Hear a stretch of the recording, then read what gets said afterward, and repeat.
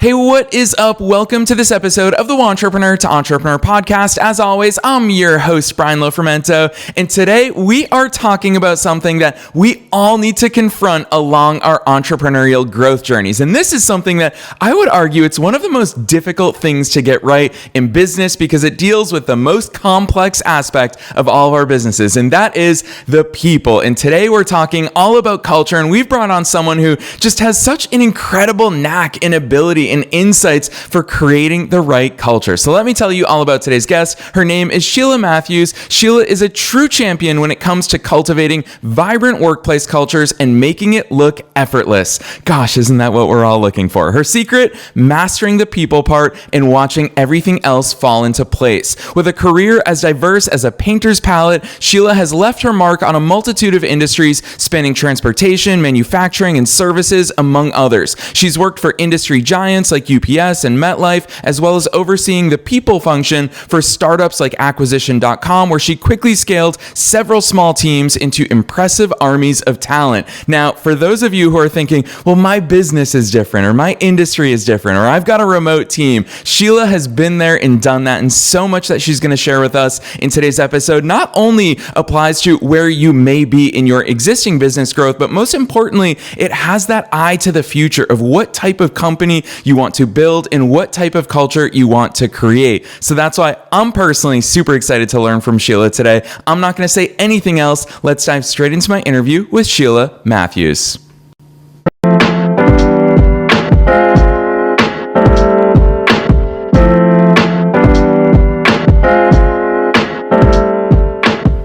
All right, Sheila, I'm so excited that you're here with us today. First things first, welcome to the show. Thank you so much for having me, Brian. I am so excited to be here. Heck yes, we are all very excited to learn from you, especially because I talked about it a little bit in your bio, but your diverse set of experiences. Sheila, it seems like you've worked in so many different environments. We're talking business sizes. We're talking types of companies, kind of the young, fun, agile ones like acquisition.com, as well as the giants we've all heard of. So you've got to take us beyond the bio. Who's Sheila? How'd you start doing all these cool things? Yeah, thank you. When I first got into people and culture, it was really through learning and development. I had a knack for training materials, standing up in front of people and giving presentations and facilitating. And I started at L&D and then interestingly took like a side swipe into hiring back in the day when I worked at MetLife. And when they hired me, I was like, I don't understand why you guys are hiring me. I've never hired anybody in my entire life before. And they were like, we'll teach you that part. You are a good judge of character. And that is more important than any of the stuff that we'll teach you. The stuff that we'll teach you will get you there the rest of the way. And I was like, oh, okay. So I kind of just took a leap of faith and jumped in, and it stuck. I've done a lot of different areas of people and culture and even HR in my career. But the hiring piece is really what I've kind of ended up developing a name for myself around. Yeah, I love that, especially because as someone who over 16 years of being an entrepreneur, I've hired so many different people, and I know that that's really the first step. Obviously, they come across our businesses before they ever see our job postings, but really our one-to-one interactions with them begin through that process. So, Sheila, when we talk about hiring, what's the scope of what you assess and what you look at? Because that's the first step of really starting our culture and starting the feelings, the emotions, the culture that we want to create in our own businesses. I love this question. I could talk about this all day. Okay, so there's really three big things, and then there's like an unspoken fourth that, I'm being a little sarcastic. You'll see what I mean. But knowledge, skills, and abilities. Those are the three big things. What happens sometimes when entrepreneurs start their hiring journey is they start with culture and trust. Don't get me wrong, trust is super important. But what happens when you're only looking through culture and trust is that you're not really scrubbing whether they have the knowledge, the skills, the experience to do the thing that you're hiring them to do. And so whether I've helped someone with their very first hire, which I would argue is always the most important one, right?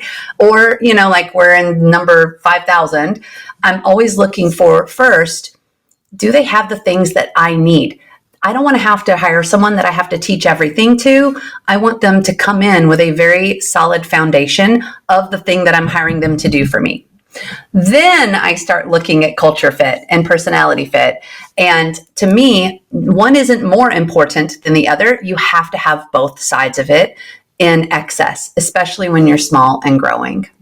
Yeah, hearing you talk about this, Sheila, I always think to myself, and I especially think about this within the context of marketing, is how simple these things sound when we tune into a podcast episode or we watch a YouTube video. But of course, the actual practicality of it is extremely difficult to get right. And so my question to you, we're going to get into this really early on in our conversation today, is how do we assess these things? You talk about the knowledge, the skills, the abilities. How do we figure out, because it's easy for people to say, oh yeah, I know how to use this tool and that tool and to do those processes. How do we actually assess if they're accurate in their own assessment of themselves? Oh my goodness. Yeah, it does get a little tricky, admittedly. I sometimes forget I've been doing this for a really long time. And so, but here's what I would recommend. Number one, if you've never written a job description before, don't let this hire be the first time that you try it.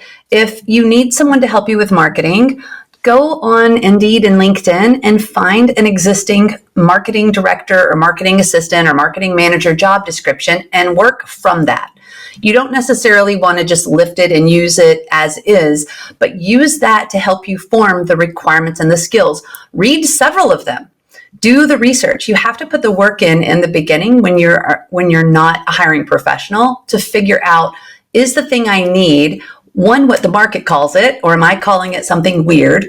Two, is it what I think it is? I've had people tell me, I need a marketing person. And then when they start telling me the specific tasks they want that person to do, I'm like, that's a sales manager? Where did you get marketing from? I don't understand. Like, how did you get there?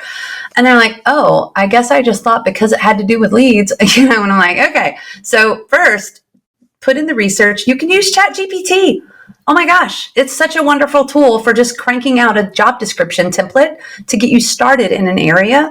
And then the next step is to really talk to a couple of people who you think is doing the job you need. So it's not because you're just going to rush out and hire that person. But what I found, if I'm hiring a role that I've never filled before, and I'm not sure where to begin, I will go and find people on LinkedIn who are doing what I think that job is. And I'll just ask them to take a 15-minute call with me. Like, hey, I'm working in this space. I've never filled a role. It sounds like you're doing some of this job. Would you mind hopping on a call and just telling me a little bit about what you do? I have yet to have anyone tell me no. It's such a low point of entry. And then sometimes that person does turn into a candidate. I mean, right? Like, you never know. Sometimes you get lucky. Yeah, Sheila, I love that. I've actually never heard that advice before, but I'll tell you what, as a podcast host, I'm biased in the belief that all conversations are good conversation. It's so cool to hear how you apply that to your own industry, because you're not talking about interviewing these people for the sake of potentially hiring them. You're talking about interviewing them for the sake of you yourself, the business owner or the hiring manager, learning more about that role in other organizations, which that intelligence is only going to benefit all of our businesses. And as you said, a natural byproduct is, heck, it might work out with that person and they might be the ideal candidate. So I really love those insights. I'm going to keep following this process with you. And what's the interview look like from there? Because there are a lot of ways to do interviews, some of them tricky, some of them clever, but I'd love to hear the Shelia Matthews approach. Yeah. So for me, one, I want as many people to interview this person as reasonable. So that does not mean 6,000 or 6 interviews, but you think about every conversation should allow you to become more educated on the person you're considering. So what that looks like is, even in the screening call, and a lot of candidates will be like, oh, well, they're just the recruiter or they're just the screener, so I don't really have to worry about showing up for that. And that's a mistake, because even at that very first contact, we are assessing and evaluating whether this person is a fit, whether they're professional, whether they showed up prepared or not. And that counts against a lot of people when they show up in their workout clothes and they're like, is it okay if I take this from my car? I'm coming from the gym. It's like, oh yeah, I thought you would have been a little more prepared, but we're looking for high level stuff during the screening call, and really, like, are they a match for the things that we said we had to have? And so there shouldn't be a laundry list of those things. If you use tools like 80-20, like the Pareto tool, 80% of someone's job can be boiled down into like 4 or 5 very key requirements. And so you got to figure out what those are and then check for that on their resume and during the screening call. If it's a yes and they don't seem correct, unprofessional or some other thing that maybe would rub you the wrong way, then you move them to the next call. I like to have a separate interview for technical versus culture. And those are 2 different people that are doing that. But at the beginning, I'm explaining that to the candidate to say, listen, I want you to meet 3 different people in this company. You'll meet myself, the recruiter, the screener, whoever that person is. You will meet the hiring manager. That's who usually does the technical interview. And then I want you to interview with someone else in the company that during a step that we call the culture interview, where we will do our best to adequately and accurately represent ourselves so you know what it's like to work here. But then also we're going to be learning what you're looking for in a position and a job and even in a team and an environment to see if this is a good fit. And we use our core values to help us determine that so that it's not like, oh, she seemed fun, let's hire her. It's like, did she give examples and did she demonstrate a natural alignment to the things that we have decided are important at our company?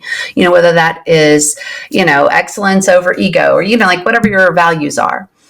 And then the last piece that I would share in the technical interview, I'm kind of over star. I'll be honest, since you asked for the Sheila version. What I would prefer a hiring manager do during the technical interview is think about the problems that you want this person to solve in your business. Are you bringing them in to improve churn? Are you bringing them in to increase lead flow? What are you hiring them to primarily do? And then use those problems in your business as a basis for the interview questions. And so that might sound something like, right now, my top of funnel is struggling. I'm running ads on these 2 platforms. My cost of acquisition is here. My CAC's this, my this is that. And I can tell something's wrong, but I don't have the expertise to figure out what that is. If you were just stepping into this business, where would you look first, second, and third? How would you help me solve this problem? Sheila, I love that real life question here in real time in our conversation today, especially because I so appreciate as well the fact that you called out the 80-20 principle. And I'm going to ask you to throw a little bit of shade here, Sheila, because what I think, something that I've come to value even more, the older that I get, the more experience that I get, the more mature I get as an entrepreneur, is that people like you, experts in your field, subject matter experts, you're really good at deciphering the stuff that matters versus the stuff that doesn't. And so when I was 20 years old and starting my first business and I was learning about marketing, everything mattered to me. I thought I had to be on every platform. I'm going to blame Gary Vee for all of that. I thought I had to be literally everywhere. But Sheila, the older I get, the more I realize, gosh, it really, you could just be so good at so few things. And that's what makes all the difference. So the shade I'm going to ask you to throw is, what are some of those things that companies typically think matter when it comes to hires? And I'll throw my own personal bias in here of, you need 5 to 7 years of experience and you need a college degree and all of these things. That's just one example from my end. Sheila, give me your perspective there. Oh my gosh. It's absolutely thinking you have to list every freaking feasible possible task. And you know what I really can't stand these 5-page job descriptions or even 3-page job descriptions where we're trying to account for every little thing. And then the hiring manager comes into this engagement with very unrealistic expectations because now they expect that the recruiter is going to check for 30 different types of work and tasks and make sure this candidate has done every single one of them. And, it's not realistic. It's not a good use of anyone's time. And then I would also submit, you're not really setting the employee up or the person that you're hiring up for a good experience. Like, who wants to take a job where they learn nothing new? Do you know what I mean? Like, what's in it for you at that point? Yes, you're going to get paid, but part of the excitement and the kind of growth piece of taking on a new role is that there are unknown, unlearned pieces of that. And so that's kind of my way in on it. The other piece I think is, and this is tough because again, it is a skill piece, but a lot of times, sometimes hiring managers come into the process and they haven't really done the self-reflect. They have not really spent time and research to figure out the thing that they want and need. And that wastes a lot of time and a lot of candidate time when you're trying to find your perfect person. And so to me, like, those are the two egregious things, is that companies don't incentivize hiring managers to prepare to hire. And then on the other side, like, we're just throwing everything in the kitchen sink into the job description, and it doesn't allow us to really pull and dig into the things that matter most. Yeah, Sheila, I kind of want to flip this conversation on its head a little bit, because hearing you talk about these things, you talk about, it's exciting to hire someone into a new role, not just because they're getting paid. That's one of the reasons, though. Of course, we all love getting paid, but I think that it calls out part of our obligation and our responsibilities on the hiring side as business owners, as entrepreneurs, to also reflect on the fact that we need to provide value as well, beyond just the fact that we pay other people. And so I want to ask you this, because I obviously talk to a lot of entrepreneurs and business owners in my line of work, and I keep hearing this phrase. For the past 2 years, I've heard people say it's hard to find good help. And I'm really thrilled because some of the best members of my team have been coming on board in the past few years. So Sheila, what can we as business owners do to create a position where it's easy to find good help? I know that statement is said with the best of intentions, but they are out there. Oh my gosh, there are so many amazing people out there looking for their next opportunity. But you have to show up prepared for it. And then I think I'll take this opportunity to just talk about a limiting belief that I've worked through with a lot of entrepreneurs about, which is like, I don't offer benefits, I can't offer healthcare, therefore I can't find someone good. And so to me, that is between your ears, like, you're telling yourself that. And even if maybe you don't offer group benefits yet, that's actually not a big deal. You can offer a stipend or money towards someone purchasing their healthcare. So sometimes you just get creative about the things that you can offer in order to be more competitive, if you think that is a concern for you. But after hiring hundreds of people, probably actually thousands of people, I will tell you, benefits matter, but culture matters more. The environment in which you allow someone to come in and play a part of in your business matters more than the extra spliffs and, cash and prizes that you give them. You have to pay market. Like, to me, that is table stakes. You should be willing to pay at or above market if you want someone amazing, because that's what they will get anywhere else. But really, your differentiator, and it's so much easier, by the way, for smaller businesses, because you have less people to corral. Your differentiator is to create an amazing environment for them to come and be a part of. Lean into the growth aspect, lean into, the scale, lean into all the things that you love about coming in every day and doing that. And those are the people that you want to attract into your business if you're under 5 million right now.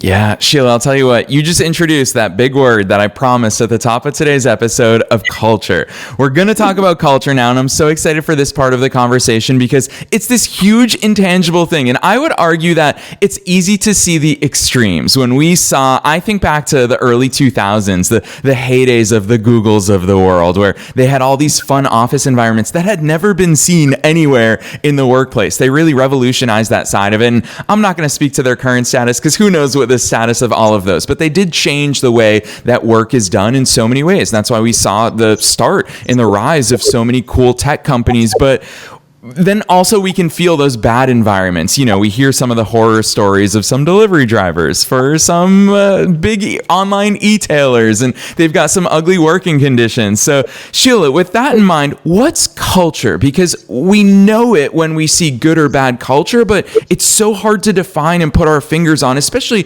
as business owners of our own. We love our businesses. They're our babies, but what does that culture look like? What are the ingredients that play into it, and where does it manifest itself in our businesses? Yeah, that's a great question. I always, when I first start having this conversation with entrepreneurs, I tell them that culture is the way people act when you're not around. It seems like, well, wait a minute, I thought I drove culture. You do drive culture. But if it's only happening when you're there. You have to ask yourself, is it because I'm creating a punishing environment and that's why people are doing it? How do they act when I remove myself from the equation? And good behavior or bad behavior, that is the culture that is growing and taking place in your business.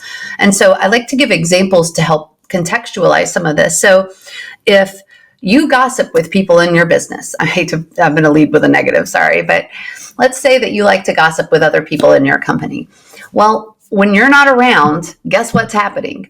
Other people are gossiping. Whether you think they should or not, you are leading with that example and you are setting the stage that that is an acceptable behavior in your company, and that becomes part of the culture. And then sometimes I get questions like, how do I turn that around if I've made mistakes? I mean, I'm human too. I'm still learning and growing. And I'm like, I get it. Then you have to address what you've done that was wrong. You have to commit to changing your own behavior, and then explain that you would like everyone and you expect everyone to follow suit. And then you have to follow through on that. So it's like, hey, I know I've engaged in harmful gossip before. I'm not proud of that. I'm also learning and growing, but this isn't what I want for our business. I'm building this business so that all of us have an amazing place to work. And what I've realized is that behavior can't be a part of it if I really want people to feel safe and love being here. So I'm committing to all of you that I'm not going to do that anymore. And I'm going to ask that you guys come along with me on that. Yeah, Sheila, I want to ask you this question because I think you have such a unique vantage point in what I'm going to ask you. And that is when you talk about companies of different sizes, and I love the fact that you interjected into the conversation about what if a culture is already established? How can we start switching that? I love that analogy of dropping food coloring into a swimming pool. You know, if we drop it into a glass of water, it's going to make a big difference to the color of our water. If we drop it into a swimming pool, it's going to take a lot of drops of water to make any sort of difference. And the same is true when it comes to culture, is that at UPS, if UPS hired me today, sure, I can have a local difference on my immediate coworkers, but I'm not going to radically change. As a new employee, I'm not going to radically change the culture of UPS. However, on the startup level, which you're well-versed there as well, you've worked in so many cool environments, it does make a big difference. Every hire makes a massive difference. So my question to you really is, at that smaller level, for the startups, for the rapidly growing companies, do we hire for culture? Do we let the hires help shape our culture? What's the chicken or the egg here, and how do we solve that? Yeah, I think that you're looking for your alignment to values first and foremost, and that will ensure that they are a culture fit, or it will help to ensure, right? Because I mean, at the end of the day, no one gets hiring right 100% of the time, even super seasoned people. So also, if you screw it up, let them go, forgive yourself, learn from it and move on. But you really want to ask yourself, what are my company's values? If you don't have values, you should think about having some. Like, what are the things that guide the company's behavior when you're not there? Those are your values. I like 3 or 4. You don't need 20. No one's going to remember those. And I like to make them fun and use alliteration so that they're easy to remember. Like, a couple of the values that I run my company with is make that mess your masterpiece, excellence over ego. They're kind of catchy, and I can easily explain what they mean to someone if they're not sure. And from there, during the culture interview, when I am hiring someone, I'm asking, like, does this person have a mindset and a natural proclivity to be continuously better? Will they take ownership of something if no one else is taking ownership of it in order to move the work forward and to improve it? Will this person be coachable? If they make a mistake, will we all be walking on eggshells? Will we be able to talk about it productively? Can this person grow from that experience? And so when you're getting those things right, then you have less to worry about. But, culture is like a plant. If you don't water it, it'll die, So even though you may get it right during the interview, then you have to continually do things to reinforce and encourage those behaviors to ensure that each person does positively impact the culture. And here's the thing.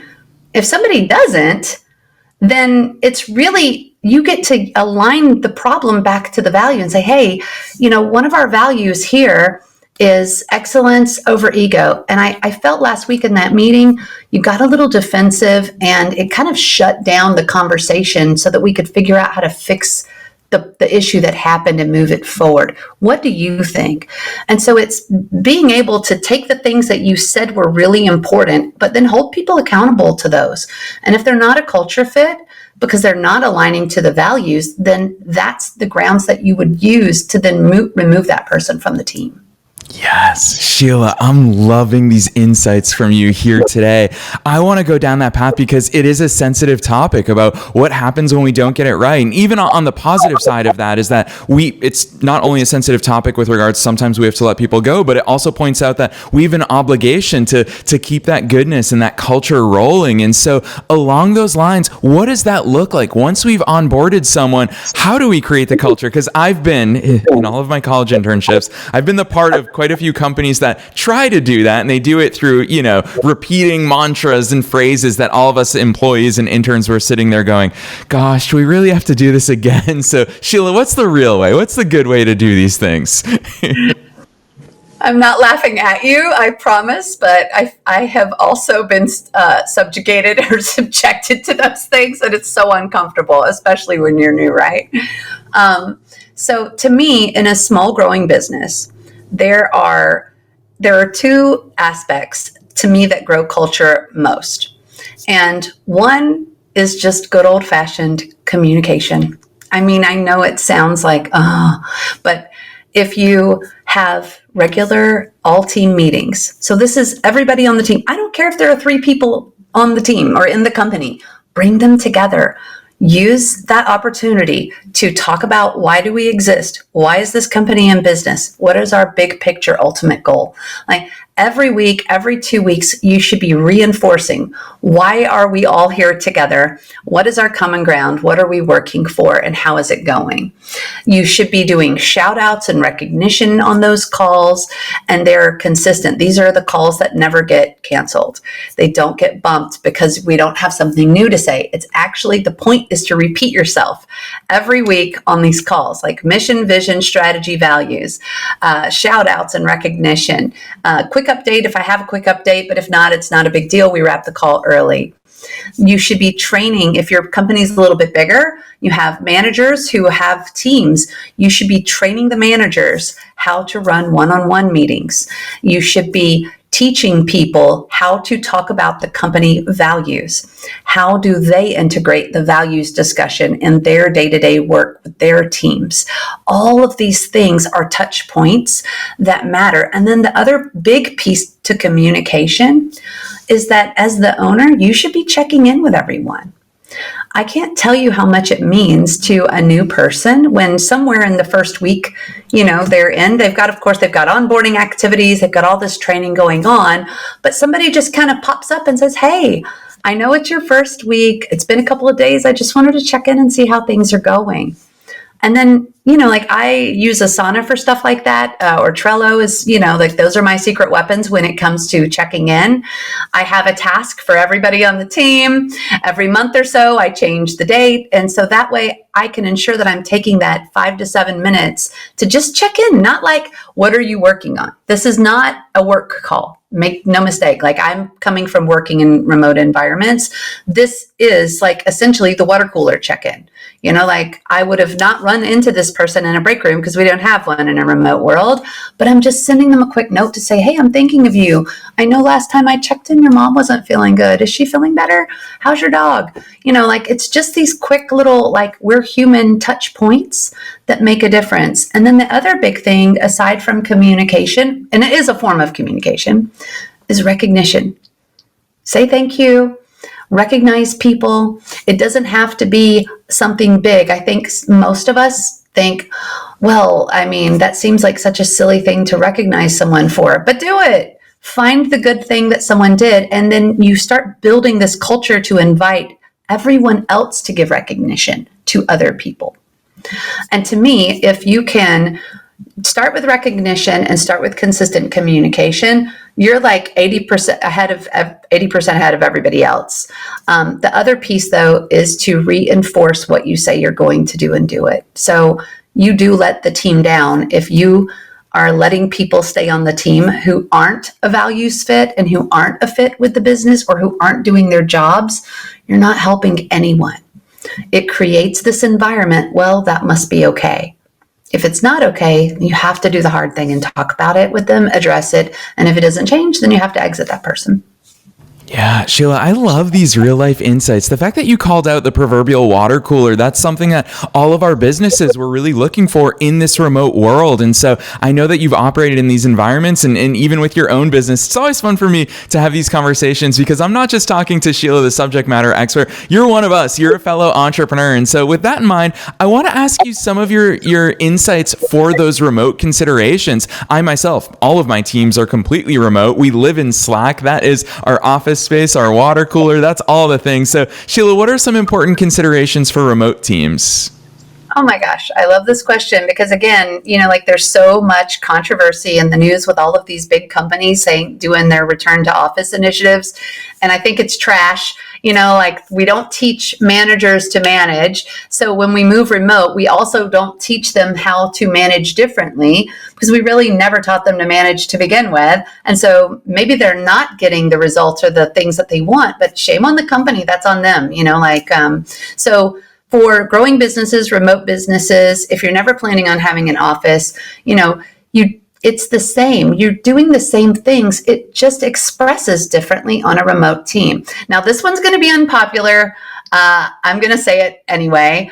I say in a remote business that for certain meetings, cameras are on. It doesn't mean they're on for every single meeting or call ever. But if I'm investing the time and money to pull the entire company together for that full team meeting or that all hands meeting, I want to see everybody. I want to see people for that 30 minutes. I want to see them, I want the cameras on. People are more engaged at that point and you get more participation when you can see them and they can see you. So to me, that is an unpopular one or a controversial one, but it's an important one for me. I also say make time for fun. So this is the biggest piece I think that can, one, get done incorrectly, but then two, just doesn't get done at all. And so what that looks like is a lot of us now do everything on our computer. We're not as social in other areas of life. And so people want to get to know their coworkers. They want to be able to socialize. You don't force it though. This is not the mandated fun committee of, the old days, but it's like, hey, if anybody wants to do this, we're thinking about planning an employee trivia night on Zoom. And it'll be on this date at this time. And it's completely voluntary. You don't have to do it if you're busy or you don't want to. But if you'd like to, feel free to join. We used to use the whiteboard and have drawing contests in Zoom. I mean, it's silly, but it's less about the activity and more about getting all of us together. We're in an environment where we can kind of laugh and joke with one another. I would also recommend, if you're small, just block out co-working time. So that is where anybody and everybody can join in. You can have your camera on or off, and you just sort of silently work together on work on something that you're doing. And then I usually reserve the last 15 minutes that if somebody wants to share what they've been working on, they can talk to the rest of the group about it. Engineering teams, coding teams do this. It's been super productive and helpful. And so I think entrepreneurs can do this too. Small companies can be lonely. And so it's nice to just create these casual times where people can come together and just have company. You'd be surprised. It takes off. Yeah, Sheila, I love that. I'm definitely going to implement some of these behind the scenes here at the Wantrepreneur to Entrepreneur podcast. So I appreciate these real life insights, and you're giving us actual strategies that we can implement. So it's going to be hard to top all of the great things that you've shared with us here in today's episode. But I always love asking this question at the end because you're such a wealth of knowledge, and you can answer this question as the subject matter expert that you are, or as a fellow entrepreneur, because I'm going to toot your horn for Culture Pro in just a few minutes. But before we get there, what's that one piece of advice? Knowing that we're being listened to by wantrepreneurs and entrepreneurs all over the world at all different stages of their own growth journeys, what's that one thing that you want to impart on all of our listeners here today? Oh my gosh. Take the risk. I know that sounds crazy, but a lot of people that I talk to are really asking me for reassurance a lot of times. And I'll give you the advice that I have to constantly remind myself of is just try it. Just try it. You don't need to spend hundreds of thousands of dollars on the perfect person. Try just running the comps and, picking a number in the middle. If you don't know what to pay someone, ask them, hey, what would you like to make to feel really engaged and be excited to work here? Just ask around, get that knowledge, and then just take the chance. If it's wrong, you will learn an incredible amount from that experience. And then if it's right, then, you've just built your confidence up some. Yeah, Sheila, I love that advice, and especially because it fits right in with some of the things that I want to publicly very much praise you for, and that is layered beneath so much of what we talked about today. What makes you different in so many ways and why we've been so excited to have you on the show, Sheila, is that I know that you have such a fundamental understanding of business, of the life of an entrepreneur, because like I've said a few times, you are one of us. And so what I really admire, not only about the way that you show up and the value and the experiences that you have, is how you bring this stuff to the world and what you're doing with your own company, Culture Pro, which you're going to drop that link for listeners in just a second. It's incredible to me, even the way you show up. I always say that success leaves clues, and your website, Sheila, what we didn't talk about today is branding and messaging and copy, but you're a master of all of those things as well. And I'm going to chalk some of it up to the fact that you've worked with incredible companies, you've been a part of incredible teams, and obviously you're super brilliant in all of your own ways as well. So I love all the stuff that you're doing. And with that said, you've got to drop those links for listeners who want to learn more about you and see the way that you're practicing what you preach and growing your own business. Where should they go from here? Well, you can always find me on LinkedIn. I know that sounds crazy, but I am very active on LinkedIn. I love the community. And then my own website is culturepro.co.